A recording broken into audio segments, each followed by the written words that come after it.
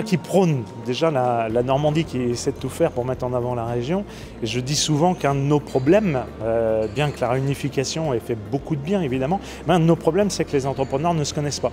Donc d'avoir un événement comme aujourd'hui où on arrive à rassembler 700 entrepreneurs normands à Deauville, et qui apprennent à mieux se connaître, j'arrête pas depuis tout à l'heure de faire des belles rencontres, et ben ça c'est forcément un plaisir d'y participer.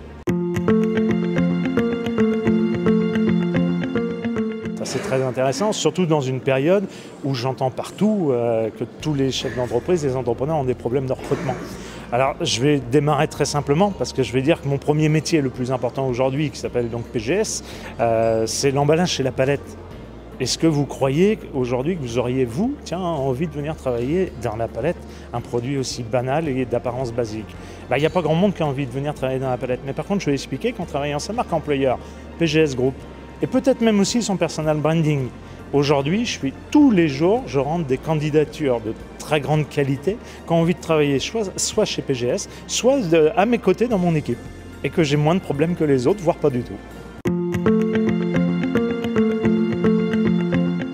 On a beaucoup d'optimisme, de positif, et puis un effet de surprise, parce que tout à l'heure j'ai fait des go-between en différents chefs d'entreprise, hommes et femmes d'ailleurs, il y a beaucoup de femmes, donc ça fait plaisir aussi. Et puis on fait des belles rencontres humaines.